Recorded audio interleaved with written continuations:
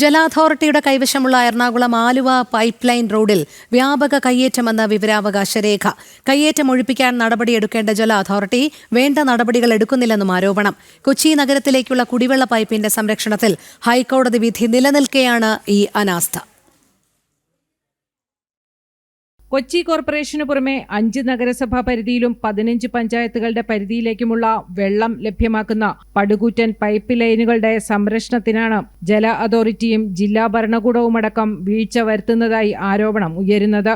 ആലുവയിലെ ജലശുദ്ധീകരണ പ്ലാന്റിൽ നിന്നും ശുദ്ധീകരിച്ച വെള്ളം തമ്മനം ബൂസ്റ്റർ പ്ലാന്റിലേക്ക് എത്തിക്കുന്ന പൈപ്പ് ലൈനുകൾക്ക് 50 വർഷത്തിലേറെ പഴക്കമുണ്ട്.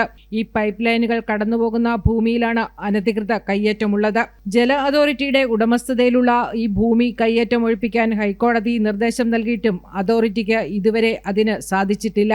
ഭൂമി കയ്യേറി പുതിയ കച്ചവട സ്ഥാപനങ്ങൾ സ്ഥാപിക്കുന്നത് ഇപ്പോഴും തുടരുകയാണ്.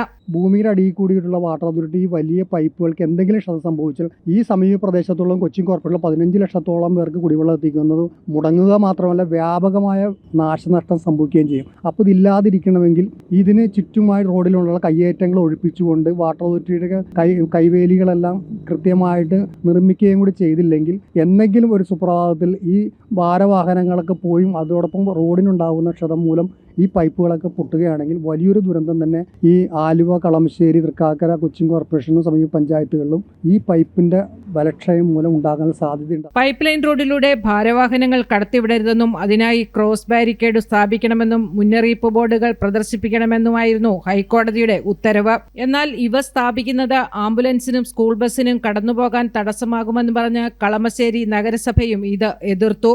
കയ്യേറ്റം ഒഴിപ്പിക്കാനുള്ള ഹൈക്കോടതി വിധി നടപ്പാക്കാനെത്തിയ ഉദ്യോഗസ്ഥരെ നാട്ടുകാർ തടഞ്ഞു എന്നാണ് ജല അതോറിറ്റിയുടെ ഭാഷ്യം. കഴിഞ്ഞ വർഷം മാത്രം കയ്യേറ്റക്കാരായ 88 പേർക്ക് നോട്ടീസ് നൽകിയിരുന്നതുമാണ്. ഇതുമായി ബന്ധപ്പെട്ട് കഴിഞ്ഞ വർഷം തന്നെ ജില്ലാ കളക്ടർക്ക് കത്ത് നൽകിയെങ്കിലും ഒരു നടപടിയും ഉണ്ടായിട്ടില്ല. കയ്യേറ്റം ഒഴിപ്പിച്ച് പൈപ്പ് ലൈനുകൾക്ക് സംരക്ഷണം നൽകിയില്ലെങ്കിൽ വലിയ ദുരന്തത്തിനാണ് കൊച്ചി സാക്ഷ്യം വഹിക്കേണ്ടി വരിക. ജനം, കൊച്ചി.